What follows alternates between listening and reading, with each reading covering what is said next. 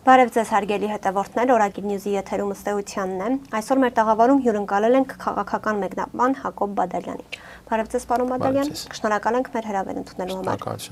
Սիրով, պարոն Բադալյան, նախորդին Նիկոլ Փաշինյանը ազգային ժողովում հայտարարել է, որ չպետք է շարունակեն Ղարաբաղյան շարժումը, քանի որ Հայաստանի ժողովուրդը դա չի ցանկանում։ Ձեր գնահատմամբ ինչից է Նիկոլ Փաշինյանը նման եզրահանգման եկել, ինչով է հանրությունը ցույց տվել, որ նման ցանկություն ունի։ Չեմ կարծում, որ Նիկոլ Փաշինյանն այդ եզրահանգման համար որևէ փաստական ամուր հիմք ունի։ Գուցե կարող է այդպիսի տպավորություն ստեղծել նրա մոտ այն, որ Արցախի կորստից հետո զանգվածային համաժողովրդական բողոքի ակցիաներ, շարժում եւ այլն չի եղել եւ դա կարող է Նիկոլ Փաշինյանի համար հիմք հանդիսանալ ասելու, որ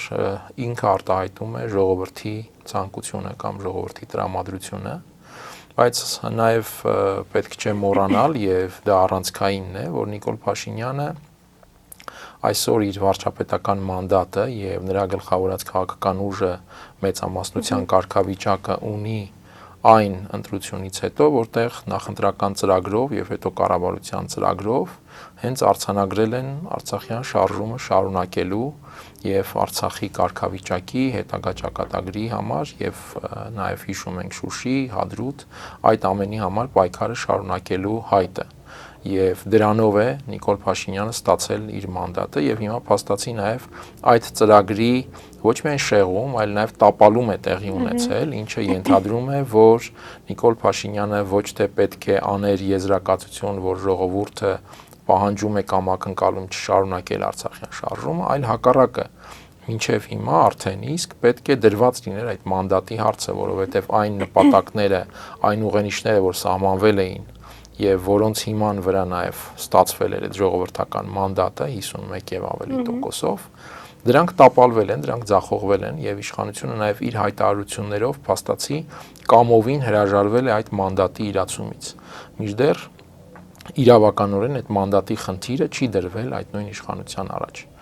Այնպես որ կարծում եմ որևէ փաստական հիմք այդպիսի եզրակացության չկա եւ հակառակը պետք է Նիկոլ Փաշինյանը այլ տրամաբանությամբ ներկայանալ հանրությանը, ասելով, որ ինքը նոր իրավիճակում եւ իր նոր մոտեցումներով, որ հիմա արտահայտում է, պետք է հայցի ժողովրդական նոր մանդատ, այսինքն իրապես ստուգվի մարդիկ տալիս են մանդատ իր նոր մոտեցումներին, թե ոչ։ Երեք Փաշինյանը հերթական անգամ բանավեճի էր իրել նախկին նախագահներին եւ ոչ կոռեկտ բառապաշարով արտահայտվել նրանց մասին, շատ լավ իմանալով, որ վերջիններս միևնույն է մերժելու են։ Ըստ ձեր գնահատմամբ ինչու է Փաշինյանը անընդհատ այս բանավեճը օրակարգ բերում եւ ինչ է դա տալու այս իրավիճակում։ Կարծում եմ դա Նիկոլ Փաշինյանի տարերքն է եւ մեծ հաշվով միակ ասելիքը, որ այսօր ունի իր ընտրազանգվածի հետ հարաբերության իմաստով։ Եվ նա առավելագույնս փորձում է խաղարկել այդ հանգամանքը եւ փորձելու է թերևս միջև վերջ, այսինքն որքան հնարավոր է դիվիդենդ քաղել այն պարագայում, երբ կրկնեմ այլ ասելիք մեծ հաշվով ինքը չունի, ներքին դաշտում դարձյալ չեն ձևավորվել այլ կռվաններ, որ նա կարող է օգտագործել եւ այս իմաստով այդ նախկինների հանգամանքը շարունակելու է, առավել եւս, որ մենք տեսնում ենք այդուհանդերձ արտաքին միջավայրը եւ Հայաստանի շուրջ խնդիրները անվտանգայինից միջև հայ-ադրբեջանական գործընթացի քաղաքական համատեքստ շարունակում են լինել շատ բարդ եւ գուցե նույնիսկ նոր բարդություններ են ի հայտ գալի եւ նոր մարտահրավերներ եւ դրանց բերումով է նաեւ որ Նիկոլ Փաշինյանը պարբերաբար առավել ինտենսիվ եւ առավել աղմկոտ տրամաբանությամբ փորձում է խաղարկել այդ խաղակարտը։ Եվ իհարկե այստեղ կարծում եմ արժե չմոռանալ նաեւ Գյումրիի ընտրության հանգամանքը, մարտի 30-ին քվեարկության օրն է, 1 օր է մնացել ընտրարշավը ավարտելուն, տեղեկություն կա, որ Նիկոլ Փաշինյանը վերջին օրը մասնակցելու է, ամենայն դեպս մամուլ է այդպիսի տեղեկություններ հրապարակել, ելույթ է ունենալու եւ կարծեմ այն ինչ նախորդին տեղի ունեցավ ազգային ժողովում, ինչ որ իմաստով նաեւ նախերգանք, նախաբաններ, ինչպես լինում է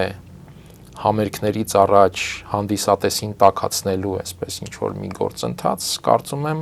խորհրդարանում նախորդին տեղի ունեցածը Գյումրիում իր հնարավոր նախընտրական ելույթից առաջ դարձյալ հանդիսատեսին տվյալ դեպքում ընտրազանգվածը տաքացնելու մի գործընթաց էր, կասկած չկա, որ այդ նախկինների տրամաբանության մեջ է լինելու մասնակցությունը, որովհետև մենք տեսանք նաև ընտրարշավը բացվեց այդ տրամաբանությամբ, կրկնեմ, սա այն խաղակարգն է, որը մնացել է եւ մեծ հաշվով 18-ից հետո մենք տեսնում ենք նաև, որ Նիկոլ Փաշինյանը այդպես էլ չգտավ, չցանկացավ կամ չկարողացավ գտնել հասարակության այդ հարաբերության որևէ նոր հիմնարար թեմա, քան նախկինները։ Եվ Արցախյան պատերազմից ու պարտությունից հետո արդեն այս իրական Հայաստանի թեման բերվեց մեջտեղ, որը այլ բան չէ, քան պարզապես պարտության փաթեթավորում ինչ որ իրական Հայաստանի վերաբերյալ եզրահանգումներով, որոնք մատուցվում են իբրև գաղափարախոսություն։ Մնացել են դա եւ նախկինները։ Մարտի 13-ին Հայաստանն ու Ադրբեջանը հայտարարեցին, որ այսպես ասած խաղաղության համաձայնագրի շուրջ բանակցությունները ավարտվել են։ Սակայն այս ամենի ֆոնին Ադրբեջանը մի քանի անգամ ապատեղեկատվություններ տարածեց, մեղադրելով Հայաստանին հրադադարի ռեժիմը խախտելու մեջ եւ վերջին օրերին էլ խոսվում է Սյունիքում եւ Սոտքում կրակոցների մասին։ Ինչ է սա նշանակում, արդյոք Ադրբեջանը հող է պատրաստում նոր պատերազմի համար։ Ադրբեջանը պատրաստվում է իհարկե նոր պատերազմի, բայց չեմ կարծում, որ այս երևույթները, որ մենք տեսանք անցնող օրերին կամ տեսնում ենք, դրանք հենց պատերազմի նախապատրաստման հող են, որովհետև ըստ իս պատերազմի մասշտաբը եւ հետեւաբար նախապատրաստման տրամաբանությունը մի քիչ այլ քայլեր է ենթադրում։ Այստեղ ես կարծում եմ Ադրբեջանը ընդամենը փորձում է իրավիճակային ինչ-որ հարցեր լուծել, մի կողմից շանտաժ եւ հոգեբանական ճնշում Հայաստանի նկատմամբ, Հայաստանի հանրության նկատմամբ, նաեւ պաշտոնական Երևանի նկատմամբ, մյուս կողմից կարծում եմ այս դրսևորումներով փորձ է արվում ինչ-որ հարաբերության տարածություն ստեղծել երրորդ երկրների հետ։ Հատկապես այն պարագայում, երբ տեսանք, որ այդ համաձայնագրի տեքստը համաձայնեցնելու մասին հայտարարությունից հետո արտաքին տարբեր դերակատարներից եղան ողջույնի հայտարարություններ եւ կոչեր կամ չգիտեմ հորդորներ, որ պետք է հնարավորինս շուտ ստորագրել եւ այլն։ Ես իհարկե չեմ կարծում, որ որևէ մեկը ինտենսիվ ձեռնմուխ է լինելու Ադրբեջանին շուտ ստորագրման դաշտ բերելու գործին, նկատի ունեմ արտաքին դերակատարները, բայց այդուհանդերձ այդ հանգամանքն էլ կփորձեն օգտագործել Ադրբեջանի դեմ այլ հարցերում նրա վարքագիծը կառավարելու, նրանից ինչ որ գործողություններ կամ խոստումներ, համաձայնություններ ստանալու համար։ Եվ ըստ իս Ադրբեջանը այս երևույթները օգտագործում է արդեն որպես իր համար խաղակարգ հնարավոր այդ գործընթացներում հարաբերվելու համար։ Սա եմ տեսնում այս կրակոցներ, չգիտեմ, ապատեղեկատվություն եւ այլն այդ ամենի ներքո։ Իսկ ինչ եղանակով, ինչ ճանապարհով կարող ենք խոչընդոտել Ադրբեջանի ծրագրերը, նկատի ունեմ նոր պատերազմ, նոր հարձակում։ Այստեղ ընդհանուր առմամբ երկու առանցքային ուղղություն կա եւ սա ունիվերսալ է, եթե կարող ենք այսպես ասել, որևէ պատերազմի ռիսկ, պատերազմի հեռանկար հնարավոր է արգելակել երկու ճանապարհով՝ անմիջական ուժ, ռազմական ուժ, պաշտպանական ուժ, որը հակառակորդին թշնամուն պատերազմի ծրագիր ունեցող որևէ մեկին ցույց կտա, որ այդ ծրագիրը չի կարող լինել կենսունակ եւ չի կարող թույլ տալ ինչ-որ հարցեր լուծել։ Եվ մյուսը բնականաբար դիվանագիտական ճանապարհն է, այսինքն ձևավորել առաջին հերթին այն դերակատարների եւ շահառուների հետ ընդհանուր մոտեցումների շրջանակ, որոնք դեմ են պատերազմին, որոնք շահագրգռված են, իրապես շահագրգռված են ռեգիոնալ կայունությամբ եւ ոչ թե միայն հայտարարություններով, որովհետեւ բոլորն են հայտարարում, բայց դա չի նշանակում, որ բոլորն են շահագրգռված։ Եվ ձևավորել այդ շրջանակի օգնությամբ փորձել կանխարգելել հնարավոր այն զարգացումները, որոնք կձևավորեն պարարտ միջավայր պատերազմի վերսկսման կամ նոր որևէ էսկալացիոն գործընթացի համար։ Իսկ Ադրբեջանը ակնհայտորեն պատրաստվում է եւ սպասում է այդպիսի պատեհության։ Այնուամենայնիվ Ադրբեջանը այս համաձայնագիրը կստորագրի թե ոչ, եւ ստորագրելու դեպքում արդյոք այդ թուղթը կտա իրական խաղաղություն Հայաստանին։ Ադրբեջանը այս պայմանագիրը կարող է ստորագրել, եթե տեսնի, որ այդ ստորագրությունը հնարավոր է շահավետ գնով վաճառել, ինչպես նշեցի, տարբեր երրորդ երկրների վրա։ Եվ բնականաբար Ադրբեջանը փորձելու է առավելագույնս բարձրացնել այդ ստորագրության գինը այդ միջազգային դերակատարների շրջանում։ Հատկապես որ տեսնում է միջազգային ասպարեզում ձևավորվում է գործարքների եւ սակարկությունների նոր միջավայր Տրամփի պաշտոնամուտով։ Ես դեռևս Տրամփի ընտրությունից հետո առիթ եմ ունեցել գնահատել, որ Ադրբեջանը աստիճանաբար բարձրացնելու է խաղադրույքը, տեսնելով, որ այդ ընտրությունը բերելու է նոր համաձայնությունների ինչ-որ տրամաբանության, այսինքն նոր սակարկությունների, հետեւաբար Ադրբեջանը ձգտելու է սակարկությունների մեջ իր համար ինչ-որ շահեկան բաժին փնտրել, բարձրացնելով իր խաղադրույքները։ Եվ մենք տեսնում ենք, որ նախորդ տարի նոյեմբերից սկսած է Ադրբեջանը որոշակիորեն կոշտացնում իր դիրքորոշումները հայ-ադրբեջանական process-ում։ Եվ նույնիսկ նոյեմբերին եղավ հայտարարություն Հաջիևի շուրթերից, Ալիևի օգնական, որ իրենք այժմ զբաղված են COP29-ով եւ դրանից հետո շատ էական էր նրա ձևակերպումը, նոր փուլի մասին կարելի կլինի խոսել դեկտեմբերից կամ հունվարից։ Այսինքն ոչ թե շարունակության մասին էր խոսում Հաջիևը, այլ նոր փուլի մասին։ Այսինքն Ադրբեջանը պատրաստվում էր այս նոր միջավայրին եւ փորձելու է այդ թվում նաև այս համաձայնագիրը դարձնել իր համար հնարավորինս շահեկան, այսպես գնով վաճառելու միջոց։ Ինչ վերաբերում է խաղաղություն կապահովի համաձայնագիրը, թե ոչ, իհարկե որևէ համաձայնագիր, առավել եւս այս համաձայնագիրը խաղաղություն չի ապահովում, խաղաղությունը ապահովում է ուժերի բալանսով կամ միկրո մակարդակում, այսինքն անմիջականորեն հակամարտ կողմերի միջև, կամ մակրո մակարդակում, երբ առավել գերակա ուժերը ձևավորում են այնպիսի մի բալանս, որը սահմանափակում է որևէ էսկալացիայի կամ պատերազմի հնարավորություն, այսինքն պայմանավորվածությունների այնպիսի համակարգ, որը թույլ է տալիս Կովկասի հարցում ստանալ երկարաժամկետ կայունություն։ Ուժերի բալանս չկա թե միկրո մակարդակում, թե մակրո մակարդակում։ Հետեւաբար կստորագրվի այդ պայմանագիր ասվածը թե ոչ, սա մեծ հաշվով խաղաղություն կանխորոշող չէ։ Առավել եւս, որ այդ պայմանագրում ներառված չեն խաղաղության եւ պատերազմի հարցում էական նշանակություն ունեցող մի շարք թեմաներ, սկսած ճանապարհների ապաշրջափակման, իսկ Ադրբեջանի եւ Թուրքիայի համար այսպես կոչված միջանցքի թեման, որը իրենց համար առավել եւս Թուրքիայի համար ռազմավարական խնդիր է, մինչև սահմանազատում եւ սահմանագծում, որովհետեւ մենք գիտենք, որ Ադրբեջանը նաեւ սահմանների իմաստով ունի հավակնություններ, այսինքն այնտեղ փոքր, գուցե տարածքային չափերով, բայց ունի հավակնություններ, ներառյալ այսպես կոչված անկլավների թեման, որը պաշտոնական հայտարարության մակարդակով Երևանն առնվազն ընդունել է, որ կա այդպիսի թեմա գոյություն ունի, մինչև գիտենք ադրբեջանցիների այսպես կոչված վերադարձի թեմա են փորձում խաղարկել եւ այլն եւ այլն։ Այսինքն այս բոլոր հարցերը այդ պայմանագրում ներառված չեն ըստ էության, հետեւաբար չեն ստանում լուծում կամ սկզբունքային պատասխան այդ պայմանագրում։ Ըստ այդմ անգամ բովանդակության իմաստով այդ պայմանագիրը մեծ հաշվով քիչ կապ ունի խաղաղության հետ։ Պարոն Բադալյան, նշում եք Ադրբեջանը ուզում է խաղադրույք մեծացնել, այսինքն իրավիճակը հենց այդ փաստով պայմանավորված է սրում Ադրբեջանը, որտեղ թվում է թե նրա գլխավոր պահանջը, այսպես ասած, միջանցքի տրամադրումը իրականություն է դառնում, այսինքն փորձում է ավելին ստանալ իրավիճակը սրելով։ Ես չեմ կարող իհարկե ասել, որ այդ միջանցքի պահանջը դառնում է իրականություն, այսինքն այդտեղ բավական բարդ աշխարհաքաղաքական խաղ ծավալվում է անշուշտ, բայց ասել, որ դառնում է իրականություն, ես չեմ կարող, ավելին կան հայտարարություններ, որոնք թույլ են տալիս դիտարկել, որ այդուամենայնիվ հնարավոր զարգացումը կարող է լինել այն, որ այդ կապը Նախիջևանի հետ աշխատի Իրանի տարածքով։ Իհարկե Ադրբեջանի եւ Թուրքիայի համար դա ցանկալի չէ, որովհետեւ դա ստեղծում է կախվածություն Իրանից, իսկ Հայաստանի տարածքով դա նրանց համար շատ ավելի ռազմավարական եւ շատ ավելի մեծ հնարավորություններով միջոց է ճանապարհ է, որովհետեւ այստեղ խնդիրը միայն Նախիջևանի հետ կապը չէ, բոլորս հասկանում ենք, խնդիրը ընդհանրապես Թուրքիայից Կենտրոնական Ասիա ամուր թուրքական գործոնի ձևավորումն է, որ Անկարան փորձում է անել իր աշխարհաքաղաքական ծրագրերի համատեքստում։ Հետեւաբար իրենք իհարկե միջև վերջ ձգտելու են ստանալ այդ ճանապարհը որևէ երրորդ վերահսկողությունից առավելագույնս զերծ։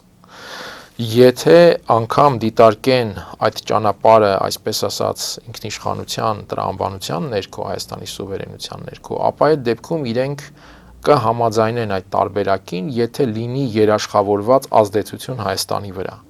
Այսինքն, եթե Հայաստանը անվերապահորեն հայտնվի թուրքական աշխարհաքաղաքական եւ ռազմաքաղաքական ազդեցության գոտում։ Հետեւաբար այս ռազմավարական պայքարը շարունակվելու է, որովհետեւ մյուս կողմից էլ Իրանը, նաեւ Ռուսաստանը ձգտելու են իհարկե առավելագույնն անել իրենց շահերը պաշտպանելու համար։ Իսկ այստեղ նրանք առնվազն ունեն մի ընդհանրություն թույլ չտալ, որպեսզի ձևավորվի այդ ուժեղ թուրքական տարը եւ գործոնը Կովկասում, հատկապես ռուս-իրանական պայմանագրի ստորագրումից հետո, որը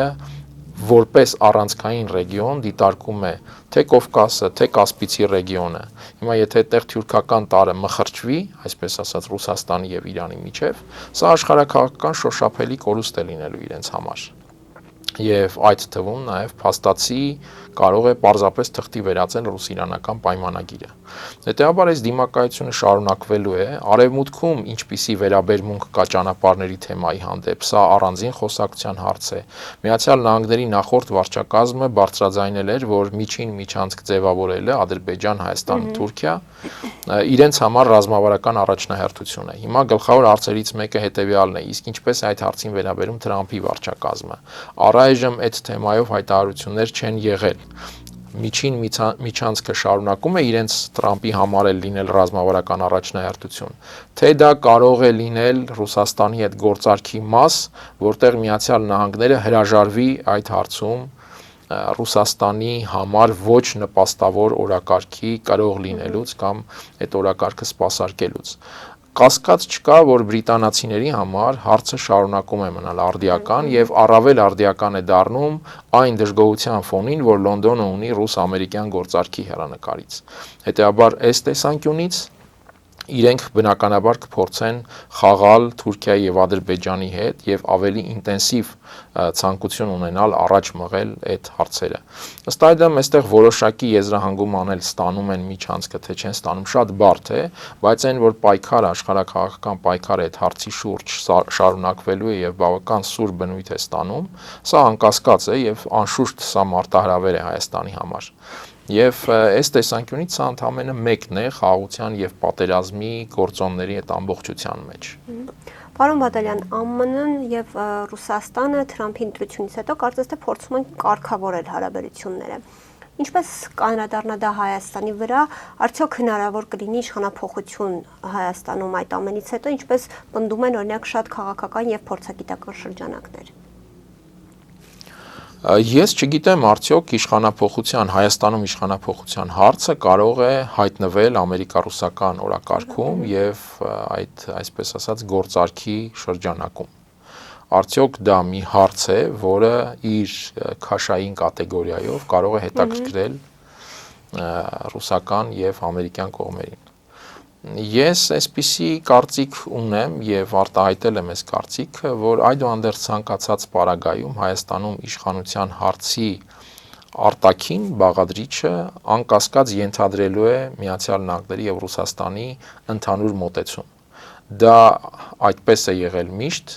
Հայաստանում իշխանության հարցի լուծման ցանկացած փուլում, իմ գնահատմամբ սկսած 98 թվականից եւ այդպես է լինելու մի շարք օբյեկտիվ եւ սուբյեկտիվ պատճառներով։ Այդուհանդերձ բուն խնդիրը կարծում եմ Հայաստանում է եւ այստեղ հետեւյալն է. Հայաստանում արդյոք հանրությունը, քաղաքական ուժերը կարող են ստեղծել իրավիճակ, երբ իշխանափոխությունը կլինի այդ իրավիճակի հանգուցալուծման տարբերակ։ Ըստ այդմ արդեն կարող ենք խոսել դրան ինչպիսի վերաբերմունք կունենան Միացյալ Նահանգները եւ Ռուսաստանը։ Սա չի նշանակում բացառել, որ այդուհանդերձ կարող են Վաշինգտոնն ու Մոսկվան ինչ որ մի պահի գալ, այսպես ասենք, մի եզրահանգման, որ Հայաստանում պետք է խթանել իշխանափոխության process։ Բայց ես շատ դժվարությամբ եմ պատկերացնում, որ տեսանելի ապագայում այդ հարցը իր նշանակությամբ կարող է դառնալ ռուս-ամերիկյան գործարքի եւ օրակարգի մաս։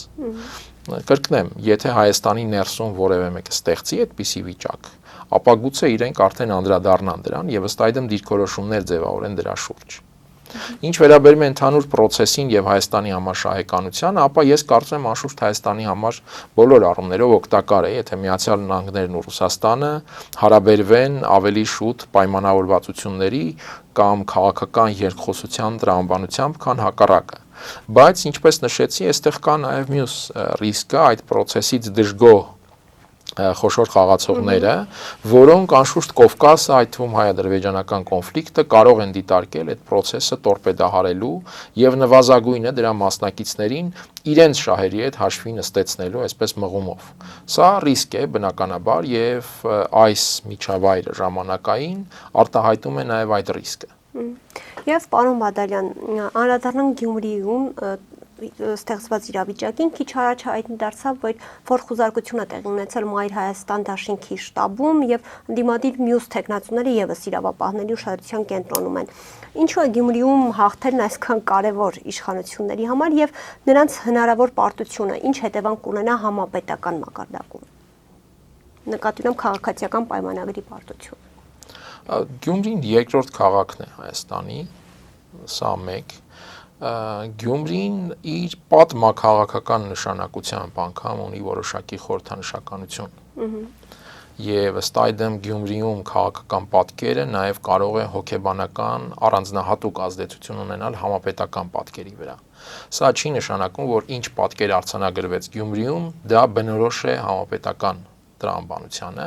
բայց հոգեբանական ազդեցությունը եւ ըստ այդմ քաղաքական ազդեցությունը կարող է անհամեմատ մեծ լինել, քան Հայաստանի որևէ այլ համայնքում իշխանության պարտությունը։ Եվ այս տեսանկյունից անշուշտ կարևոր են դառնում ընտրության արդյունքները Գյումրիում նաեւ իշխանության համար, բայց մյուս տեսանկյունից կարող ենք հակառակ կողմից էլ գալ, որ այն process-ները իրավական, որ ծավալվում են, արդյոք թույլատնում են ընդդիմադիր ուժերին, որոնց հանդեպ ծավալվում են, թե հակառակը կարող են ունենալ լրիվ հակառակ ազդեցություն, որովհետև եթե համարում ենք, որ իշխանությունը Գյումրիում չունի որևէ վարկանիշ, որը նրան թույլ կտա խոսել կամ մտածել հաղթանակի մասին, հետեւաբար պարտության վախով պայմանավորված փորձում են իրավական գործիքներով ճնշել ընդդիմադիր տեխնացուներին, ապա կարող ենք տրամաբանել նաև, որ այդ ճնշումը հակառակ էֆեկտ կունենա։ Եվ այստեղ հարց է առաջանում, արդյոք իշխանությունը չի հասկանում, որ իրավական գործիքների կիրառումը տվյալ ուժերին հասարակության աչքում ել ավելի կարող է բարձրացնել։ Համենայն դեպս կարծում եմ այս պատկերը, եթե ելնում ենք նրանից, որ իշխանությունը վարկանիշ չունի Գյումրիում, իսկ դա մեղմ ասած շատ հավանական իրավիճակ է, ապա արդյոք այս պարզ տրամաբանական շղթան չեն կառուցում իշխանության մեջ այդ որոշումները կայացնելիս։ Հետեւաբար կամ իսկապես շատ բարդ եւ ցայտնոտային վիճակ է իրենց համար Գյումրիում, եթե գնում են անգամ այդպիսի ռիսկի, կամ, չգիտեմ, Գյումրիում գուցե խաղարկվում են քաղաքական այլ սցենարներ, որոնք համապետական մասշտաբում արդեն այլ process-ներ խթանելու հեռանկարային, այսպես շղթային պատկերացնում։ Բոլոր դեպքերում հասկանում ենք, որ ընտրություններին իրավական գործիքակազմում միջամտությունը ցանկացած դեպքում պայմանավորված է զուտ քաղաքական նկատառումներով։ Շնորհակալ եմ, պարոն Բադալյան, հետաքրքիր։ Ես եմ շնորհակալ։